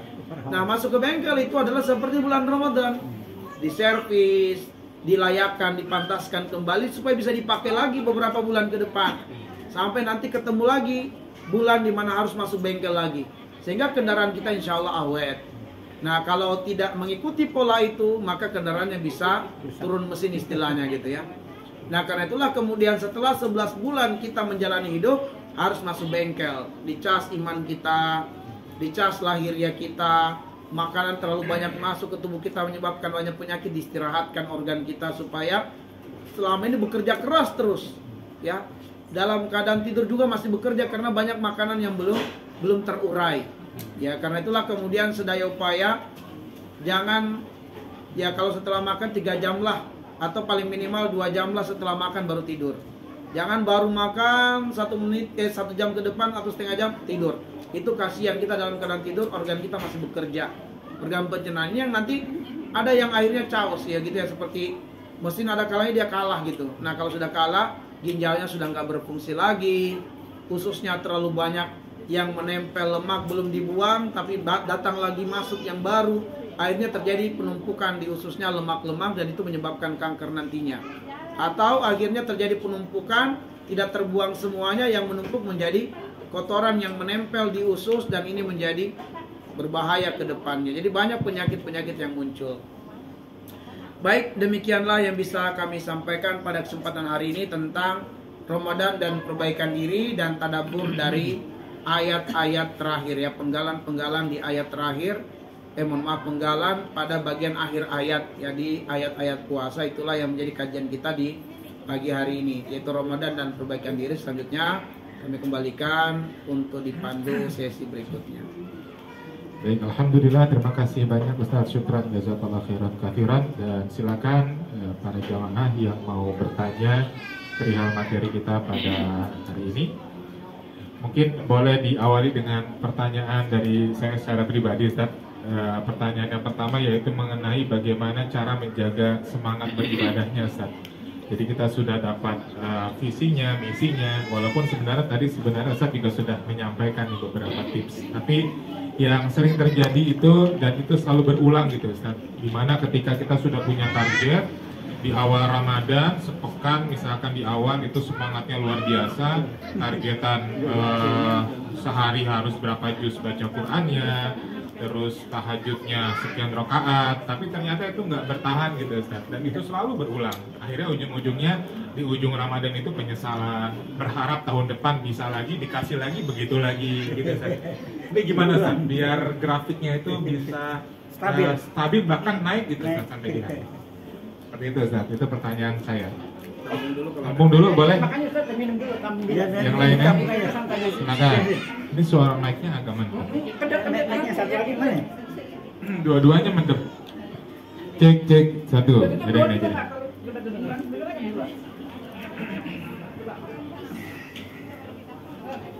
Assalamualaikum warahmatullahi wabarakatuh. Waalaikumsalam. Kecil, gede. Cek. Tes. Oke. Cek. Ini Ustaz. Ramadan itu puasa, kita berpuasa di bulan Ramadan, tujuan akhir adalah lakum takun itu Ustaz. Artinya menjadi orang yang bertakwa. Pertanyaan saya, apa ciri khasnya yang lakum takun itu sendiri? Satu, kedua, arti dari takwa itu sendiri apa gitu? Terima kasih Ustaz. Assalamualaikum warahmatullahi wabarakatuh. Satu lagi pertanyaan. Satu lagi silakan. Satu lagi. Assalamualaikum warahmatullahi wabarakatuh. Ustaz, di dalam bulan Ramadan ini bahwa dikisahkan adalah turunnya Al-Quran.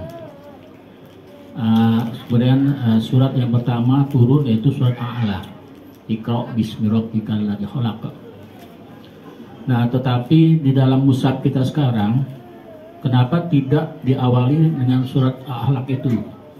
Karena di mushaf kita dalam kitab Al-Quran yang kita baca itu awalnya dengan surat Al-Fatihah. Mungkin ini ada sejarahnya Pak, terjadinya seperti itu.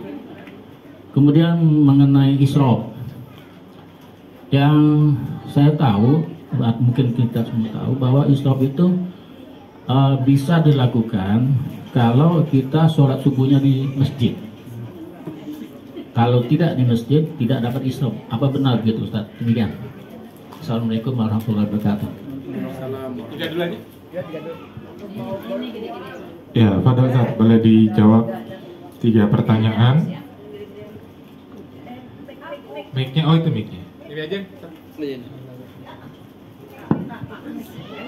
Oke, baik, bismillahirrahmanirrahim. Alhamdulillah wassalatu wassalamu ala asyrafil anbiya'i wal mursalin wa ala alihi wa sahabatihi ajmain, amma ba'du. Jadi pertanyaan yang pertama adalah bagaimana kita menjaga kestabilan iman kita supaya tetap stabil dalam menjalankan ketaatan kepada Allah, sebab seringkali kita menargetkan kebaikan-kebaikan untuk diprogramkan di bulan Ramadan, namun begitu masanya, waktunya tiba, justru kita mendapati diri lemah, ya, tidak bersemangat. Misalnya targetnya pagi besok saya mau hatamkan 1 juz dari jam 8 sampai jam 10 misalnya. Begitu jam 8 membawanya pengen tidur gitu, pengen istirahat, ngantuk, udah tidur dulu deh. Akhirnya lewat jam 10 tidak tercapailah target, sebab akan ada kegiatan-kegiatan yang lainnya. Nah, terkait dengan ini kita ambil dasar beberapa ayat dalam Al-Quran. Yang pertama memang harus kuat azamnya dan kuat komitmennya melakukan kebaikan. Pelajarannya adalah dari kisah Nabiullah Adam alaihissalam, ketika kemudian Allah mengatakan wala taqrabu hadhihi syajarah fatakuna minaz zalimin. Kata Allah, wahai Adam, kamu dan istrimu jangan dekati pohon ini. Pohon ini terlarang bagimu. Kalau kamu mendekatinya dan memakan buahnya, kamu zalim. Itu kata Allah. Tapi kan pada akhirnya Adam mendekati pohon itu dan memakan buahnya. Apakah karena tipu daya setan yang hebat? Apakah karena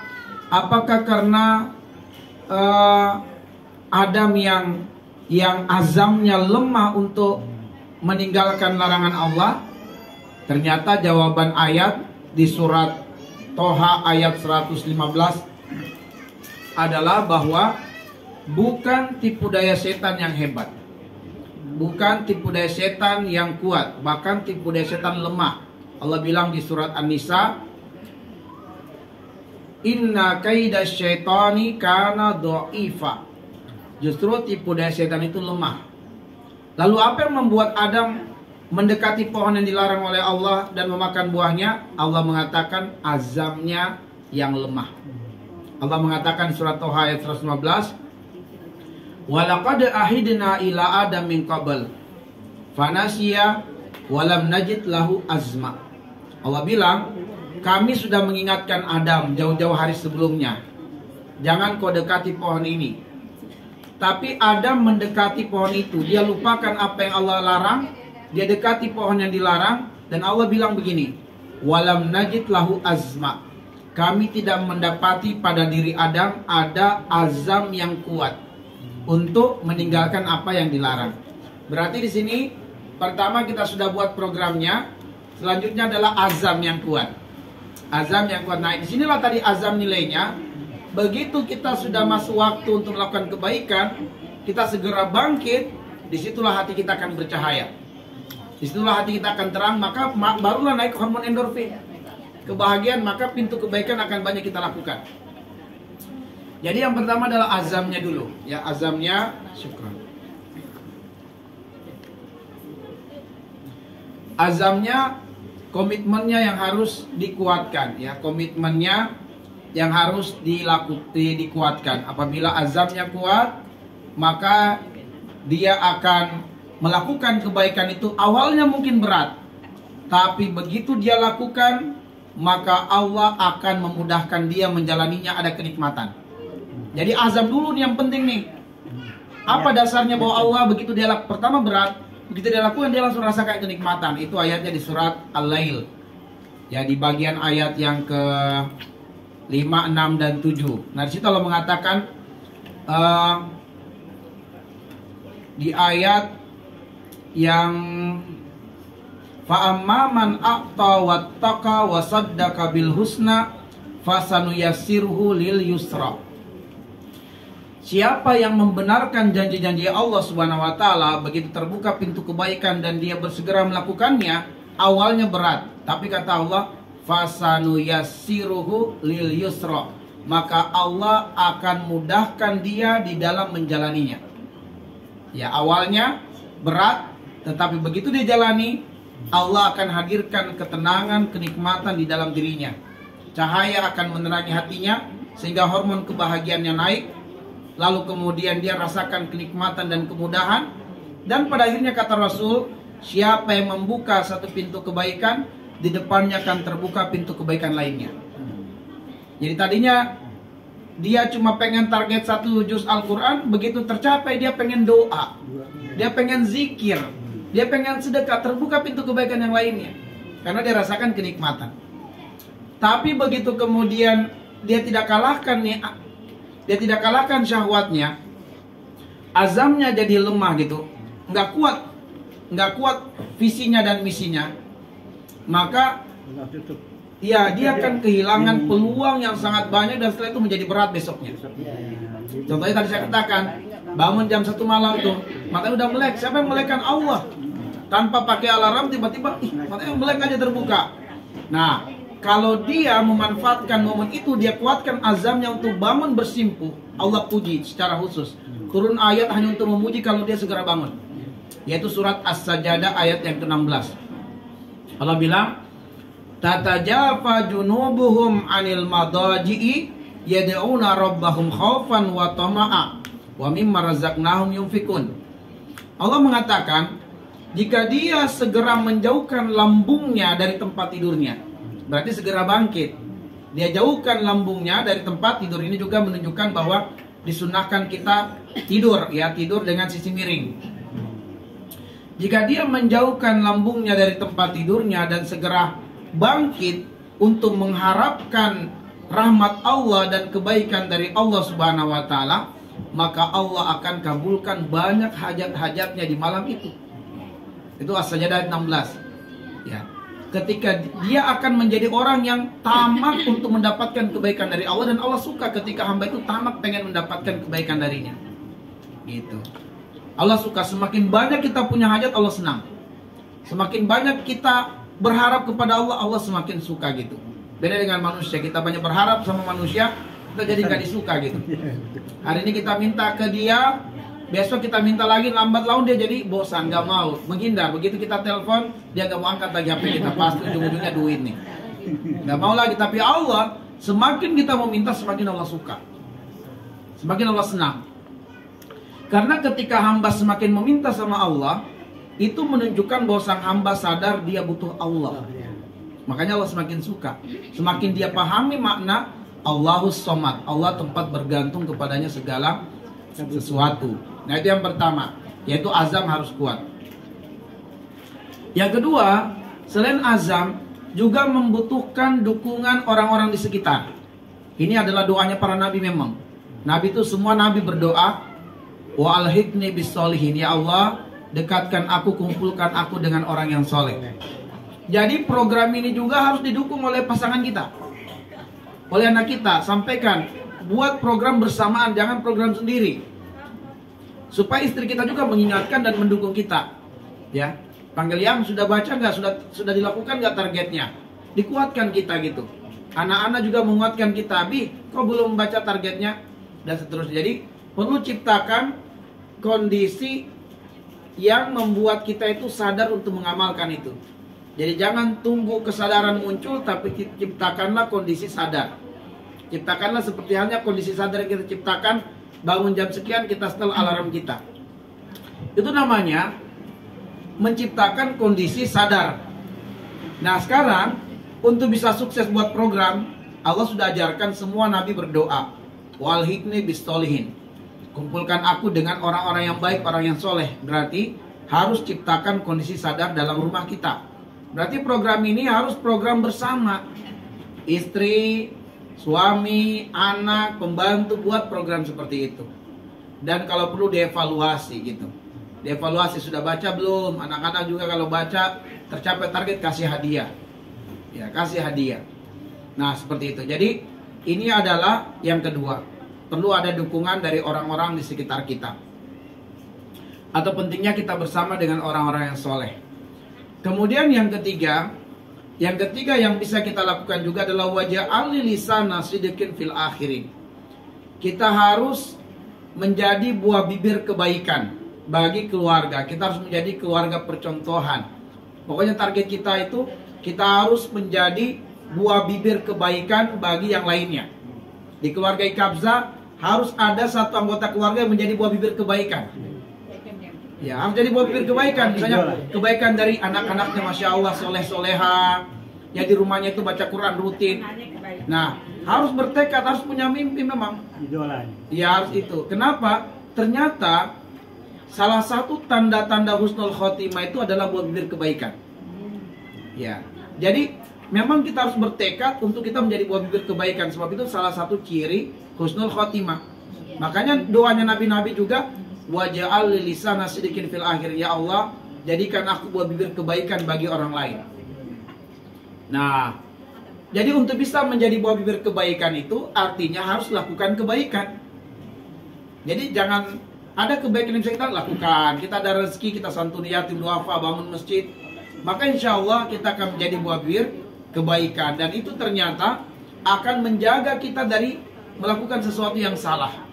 Ya, kita sudah dikenal baik oleh masyarakat, kita menjadi tidak akan mencoreng nama baik itu. Itu ternyata menjadi benteng kita untuk melakukan yang keliru gitu. Menjadi benteng kita untuk meninggalkan yang salah. Nah, itu yang ketiga, yang terakhir.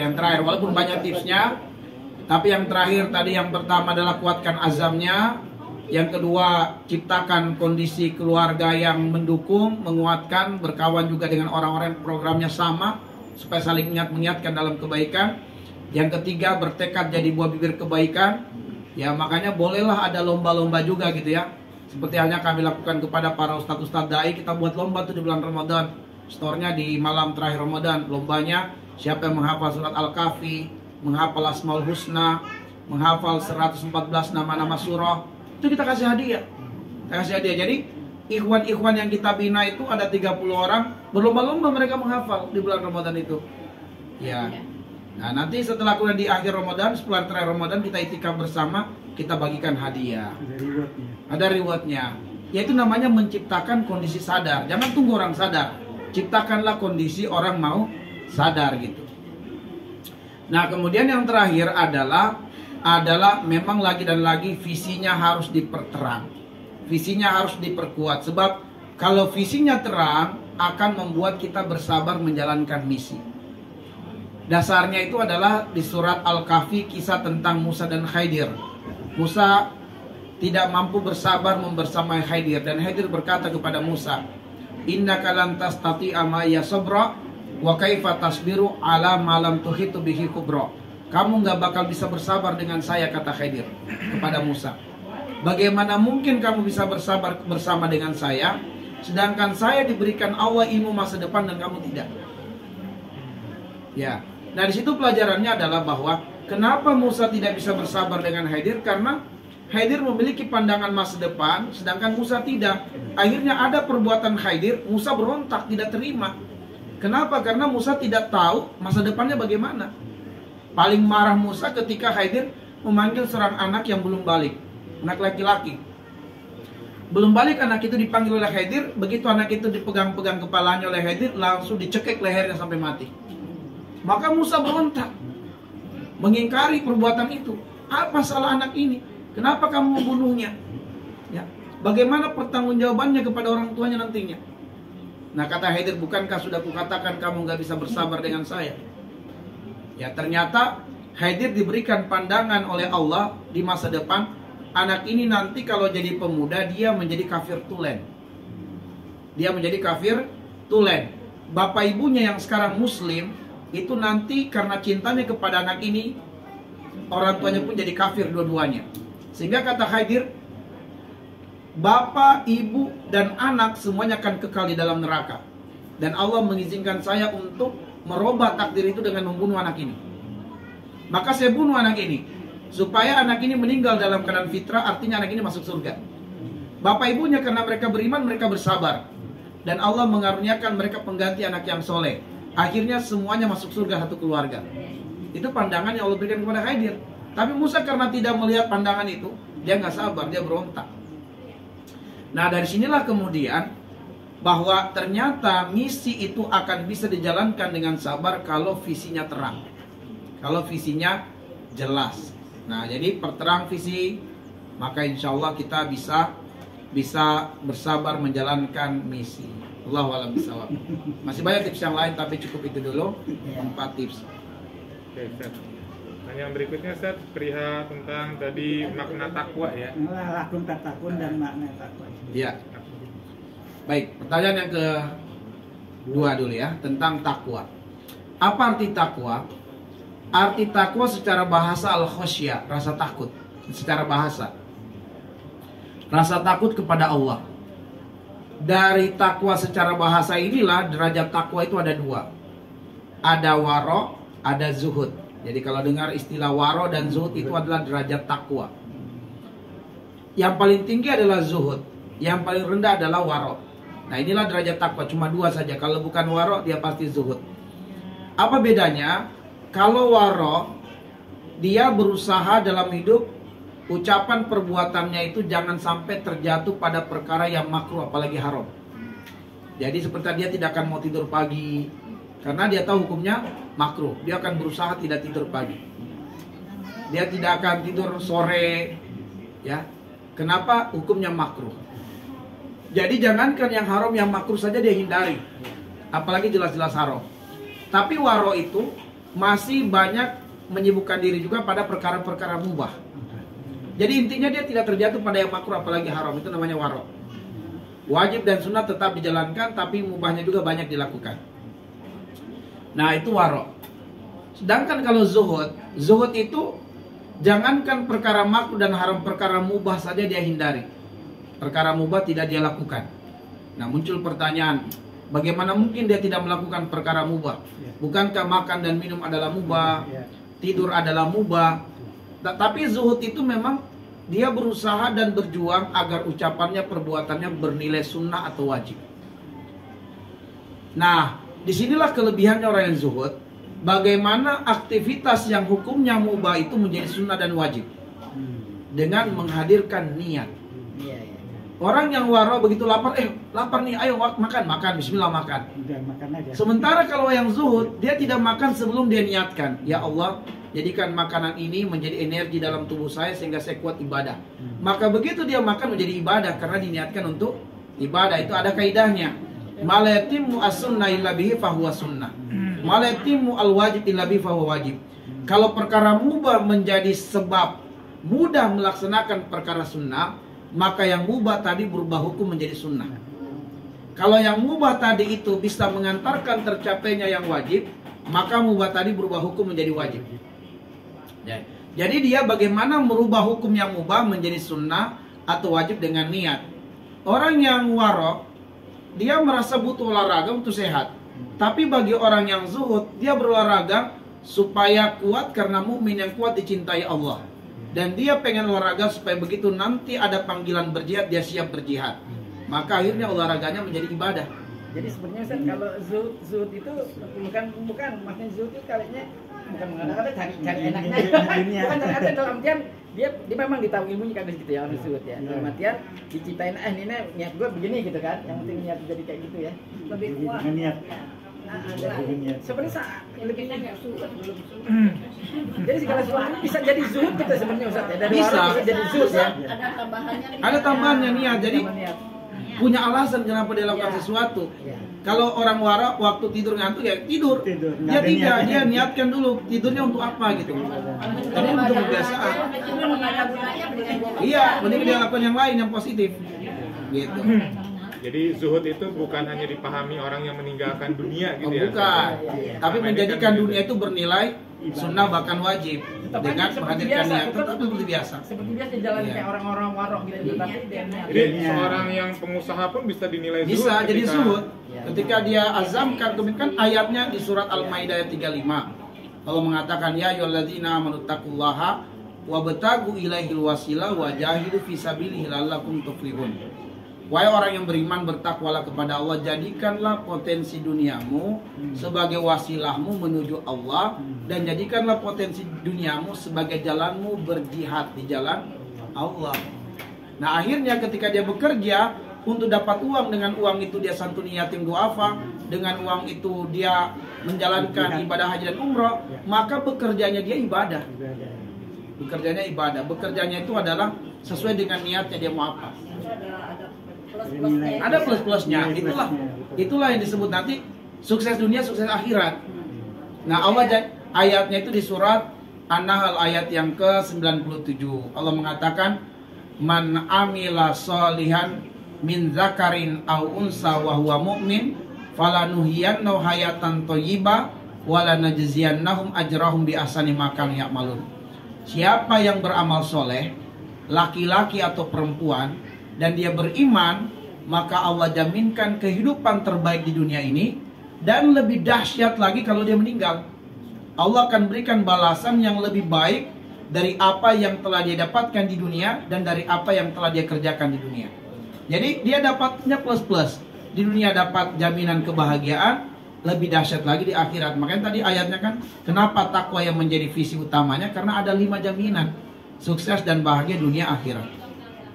Nah itu takwa secara bahasa. Adapun secara istilah takwa itu adalah imtisalul awamir wajtinabul ma'asi, melaksanakan perintah dan meninggalkan larangan. Nah itu adalah arti takwa secara istilah. Kemudian hakikat takwa ada 4. Yang pertama al-khaufu bil jalil, takut kepada Allah yang maha tinggi. Apa indikatornya dia takut kepada Allah? Kalau kecondongan syahwatnya sudah pada perkara yang Allah cintai dan Allah ridhoi. Itu berarti tumbuh rasa takut kepada Allah. Apabila syahwatnya masih liar, masih condong pada perbuatan yang haram, berarti rasa takutnya kepada Allah melemah.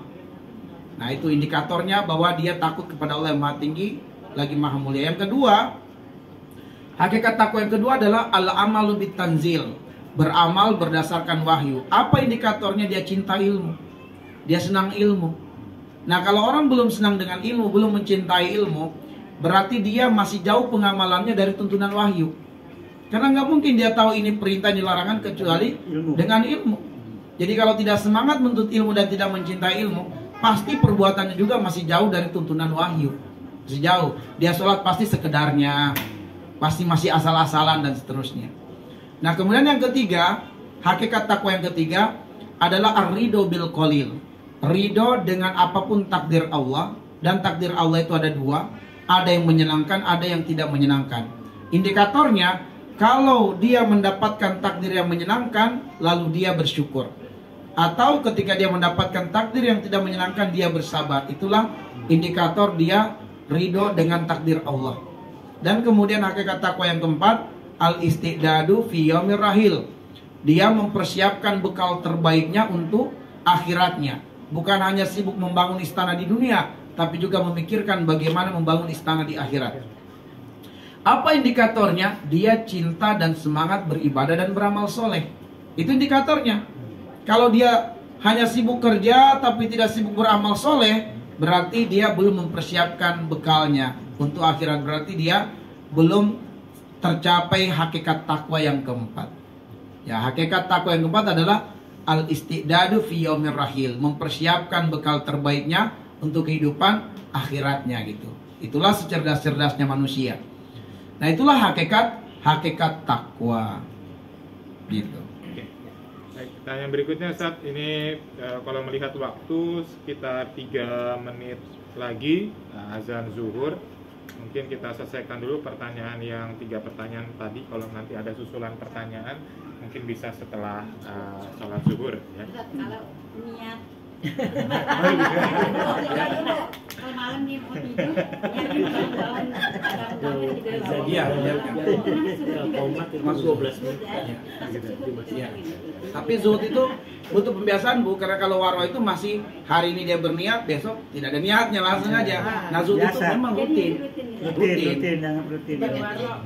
Ya, tapi kita latihan dulu supaya jadi zuhud dengan begitu ingat niatkan, sampai akhirnya nanti itu sudah spontan. Dan memang niatin kebaikan. Kebaikan, mau tidur niatkan supaya sehat melakukan ibadah. Oke, pertanyaannya mengapa Quran tidak diawali dengan surah Al-Alaq yang pertama? Lalu pertanyaan yang berikutnya, apakah israf itu hanya bisa dilakukan di masjid? Israf? Oh, israf. Salat ya, salat israf. Iya. Baik. Al-Quran memang punya asbabun nuzul, ya, sebab-sebab turunnya ayat, dan itu sebab-sebab turunnya berkenaan dengan kondisi keadaan yang terjadi. Tapi Al-Quran itu turun sudah satu Quran gitu, turun dari kitab Allahul Mahfuz ke Baitul Ma'mur. Itulah yang disebut dengan malam Lailatul Qadar, turunnya Al-Quran secara utuh. Dan untuk menurunkan Al-Quran secara utuh, Allah menggunakan kata anzala.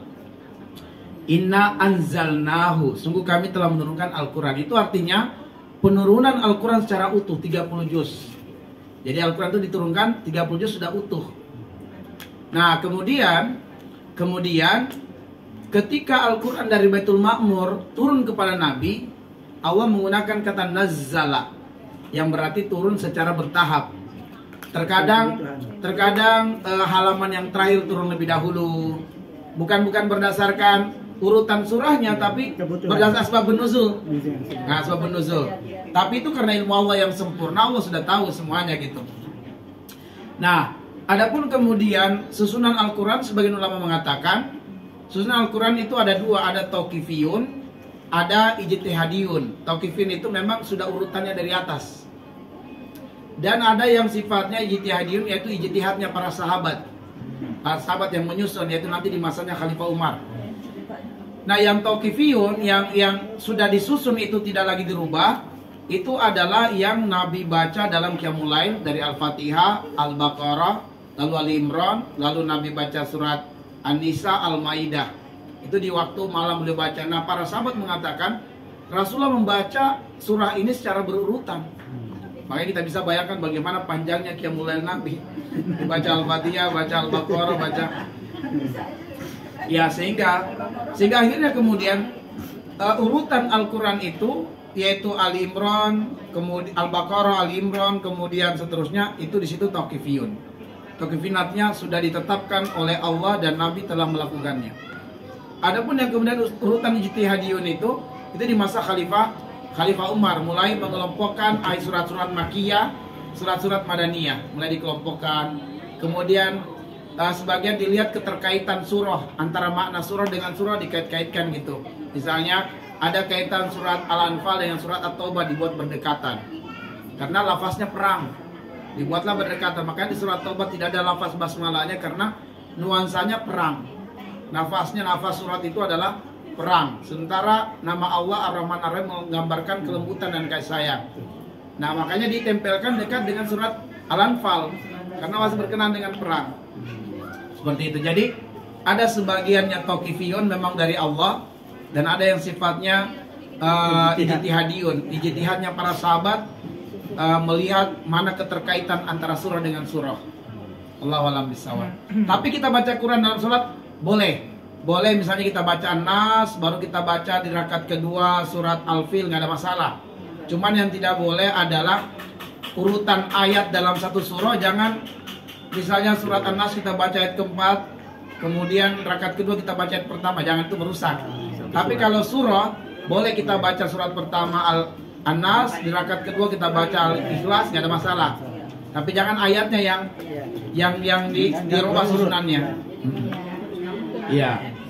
Ya, jadi kalau di rakaat pertama kita baca Al-Baqarah ayat 1 sampai 10, nanti rakaat kedua Al-Baqarah ayat 11 sampai itu boleh. Jangan rakaat pertama ayat 11 sampai ayat 12, ayat 11 sampai ayat 20 surat Al-Baqarah. Rakaat keduanya baca Al-Baqarah ayat 1 sampai ayat 10, enggak boleh. Oh iya, sama berarti lillahi jangan diarti yasin, enggak alif lam mim, jangan gitu ya. Iya. Ini lillahi kadang-kadang kita lillahi terakhir. Alif lam mim kedua. Jangan. Alif lam mim dulu ya. Iya, harus alif lam mim dulu. Iya, iya. Bisa baca Ar-Rahman dari Ya boleh kalau misalnya satu surat. ayat-ayat beda kalau misalnya nih di rakaat pertama kita ambil dari surah yang lain.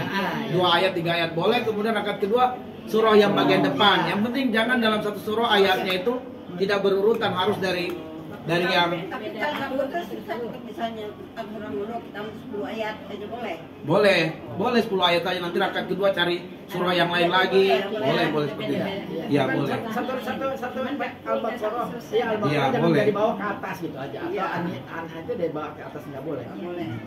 Ganti surah boleh. Ganti surah boleh, ganti surah. Salat Isra. Ya. Nah, jadi sholat sunat isyraq itu maksudnya adalah sholat sunnah yang sudah dibolehkan karena matahari sudah setinggi tombak. Itu namanya isyraq. Nah, sehingga sholat sunat isyraq yang mendapatkan jaminan, mendapatkan keutamaan haji dan umroh yang mabrur sampai 3 kali Nabi sebut, adalah yang itikaf di masjid dari sholat subuh tidak pulang ke rumahnya sampai masuk isyraq, sampai waktu untuk dibolehkan sholat sunnah. Dia sholat sunnah itu yang mendapatkan keutamaan jaminan tadi. Kalau di rumah dia tidak mendapatkan keutamaan itu. Tapi begitu dia sholat sunnah, dia terhitung sholat sunnah duha. Sebab waktu isyraq itu adalah awal waktu sholat sunnah duha. Sama aja Ustaz. Sama. Ustaz, kita kan juga sampai itikaf di masjid, dalam sajadah nggak bangun sampai dengan isyraq. Di mana? Di rumah. Di rumah.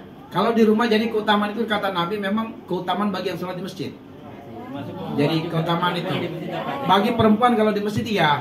Kalau di rumah tidak, dia cuma dapat keutamaan berzikir di waktu pagi, kemudian sholat sunnahnya. Tapi keutamaan itikaf setelah subuh sampai isyraq lalu dia sholat sunnah, dia punya keutamaan umroh yang mabrur itu adalah bagi yang itikaf di masjid sampai masuk waktu isyraq baru dia sholat.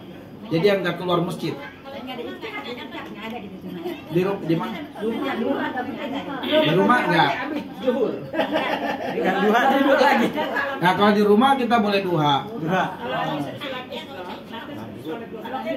Boleh, karena duha itu minimal 2 rakaat dan waktunya dari isyraq sampai sebelum zuhur. Boleh misalnya isyraq kita sholat 4 rakaat, nanti jam 10 kita sholat lagi, boleh, masih terhitung duha itu. Nggak apa-apa putus-putus. Minimal 2 rakaat. Isyraq sama dengan isyraq itu, waktu isyraq itu artinya waktu matahari setinggi tombak. Dan waktu isyraq itu adalah awal waktunya duha. Nah, lebih bagus duha itu jam-jam 9 ketika matahari sudah mulai panas. Kata Nabi, sampai onta itu sudah goyang-goyang gitu kepanasan. Nah, itu waktu terbaiknya duha. Awal waktunya isyraq. Akhir waktunya menjelang azan zuhur. Kalau emak-emak tadi yang mau dapat umroh ya berangkat sendiri, nggak usah gitu. Berangkat sendiri aja, kumpulin duit aja. Adit masih banyak lagi, nanti aja lah. Ya, kita karena dari tuan rumah juga menyarankan di masjid aja.